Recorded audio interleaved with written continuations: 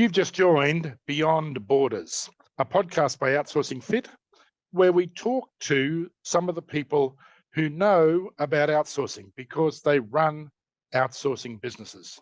Today, we're joined by Adam O'Connor. Now, Adam's Chief Commercial Officer with Gear Inc. That's INC, if you're wondering. And we're going to talk about what Gear Inc. does, and we need to talk to Adam about how he came to be where he is. Adam, welcome to the show. Thanks for having me. Appreciate it. It's a pleasure. Now, first of all, just to give you some credibility, because many of our listeners won't have met you before, fill in how you got to be in a senior role with a firm as big and significant as Gear Inc. I've been working in the outsourcing industry for about 15 years now. Started off with a company where I was employee number 30, moved over to Asia and helped build that company up to a significant amount, leading sales teams, entering into different regions. Left Asia a couple of years ago and moved back to Europe. I'm based in the UK now. And after about 11 years, 12 years working with that company, then decided to go on to a new venture and found Gear Inc., who are doing big things in the outsourcing industry. So, now you mentioned you're in Asia for a long time.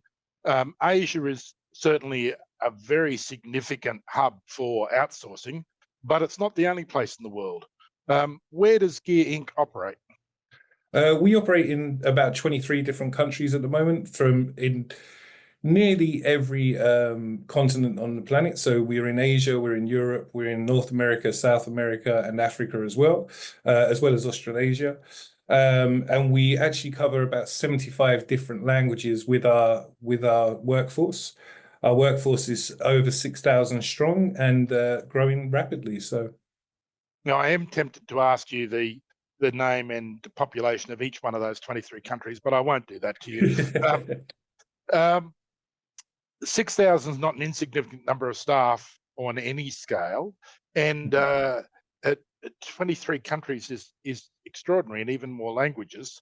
Tell us what it is that Gear Inc. does.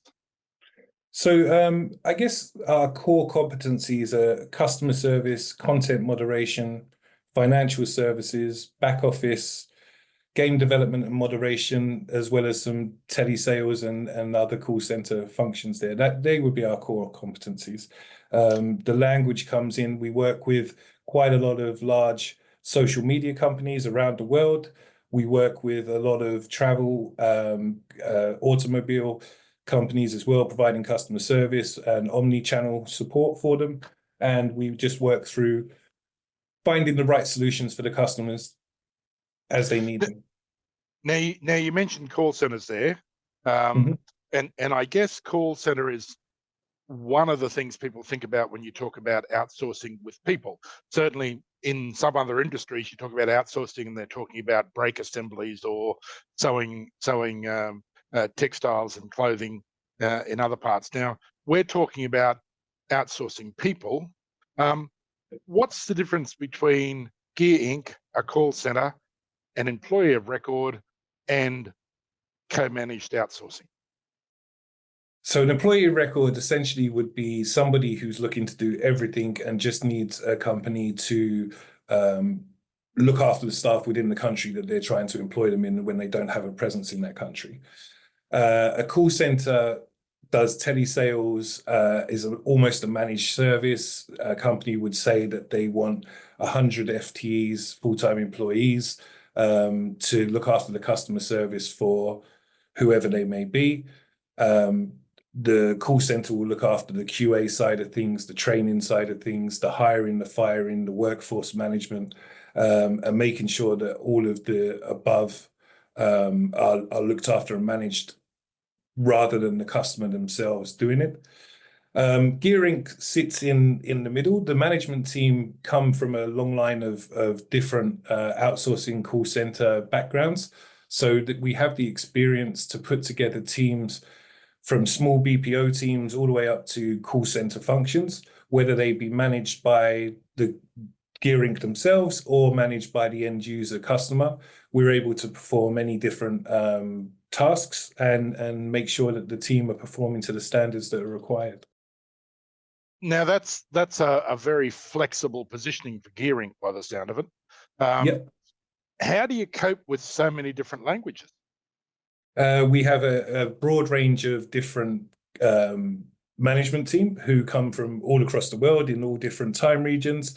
We base the languages, or we base our centers in countries where different languages are prevalent. So, for example, just in Asia, we're in Laos, the Philippines, Thailand, Cambodia, Singapore.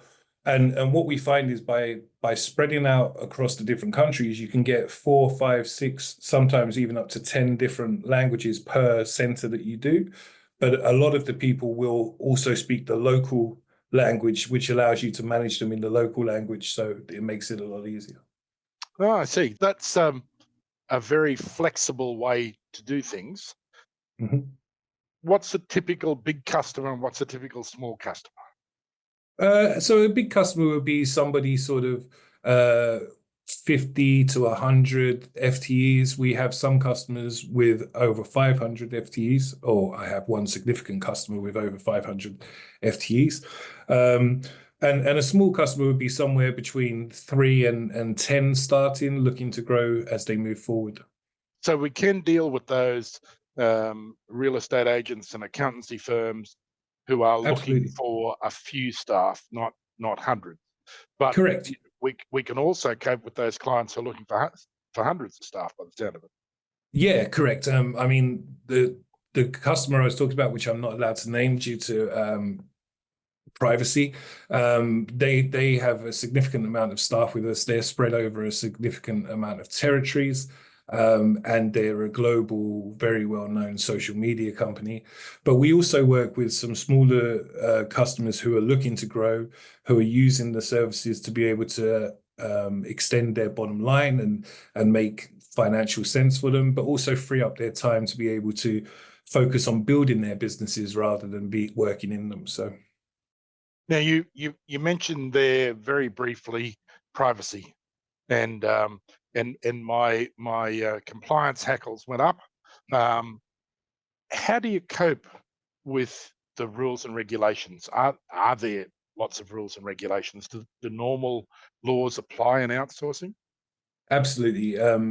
So each customer has different needs. Each country has different needs, whether that be GDRP, whether it be ISO certifications, all of these kind of things. We work towards whatever the customer wants. We're working towards improving that all the time and keeping abreast of all of the regulations that come aboard for the different countries. But we are compliant, and we'll work with the customers to make sure that they get the coverage, the privacy, the protection that they need, as well as what we need and their customers need. Now, given that there are all those compliance needs around the place, one of the things that I think bothers everyone who's outsourcing is data security. How do Yep. you address that given the scope of where you're operating? Well, we work a lot of the time, the customers will want us to use lists that they've got, but it's the same as how we address data security in the West within an office. We can lock down people's PCs, we can do all of the different things that are needed. We can comply with PCI DSS regulations if needed, which we can put into sites. Depending on the level of security, we can achieve it. It just depends, and there's a cost associated with that as well. Obviously, if you want a really high level of security in terms of locking down everything, then we would have to build a facility to manage those expectations. So. And I guess now in this post-COVID world, everyone's learned how to work remotely anyway. Yeah. Does outsourcing save a lot of money? Typically, it saves anywhere between 70 and 30% on the roles that you're looking for. But what it does do, and what people don't take into account, is the amount of time that it can save companies as well. If you outsource a role and a fully managed service, then you literally are pushing that out to somebody else without having to do the daily follow-ups, the daily check-in, and you will just get your monthly reports or weekly reports, depending on what you're looking for, and a check-in with the guys. Or we can, as I said at the start of the interview, we can have people working closely with the management team, with the companies, to make sure that they feel like they're involved as well. But it will save significant amount of time in training, hiring, HR, payroll, all of these kind of things. You just pay one monthly bill and you get the workers working for you. So simple and fast. Adam, I'm sure with a title like Chief Commercial Officer, and you mentioned before a background in sales, there has to be some part of your job that's about, so how do we sell this? What would you say to people listening about why they should talk to you about outsourcing as opposed to anyone else? Well, the team at Gear, as I touched upon earlier, are very experienced in the outsourcing call center industry.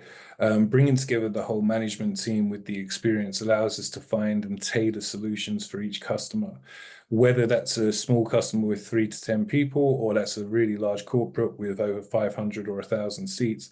We can work with them to give them the tools, the processes, the scoring, all of those kind of things to make sure that outsourcing is a success for whoever's looking for it. Adam O'Connor, thank you for your time. For people who are looking to reach out to you, I guess it's www.gearinc.com. That's and correct. Adam@gearinc.com. That's correct as well. Yes. Thank you for your time today, Adam. Thank you. It's been a pleasure.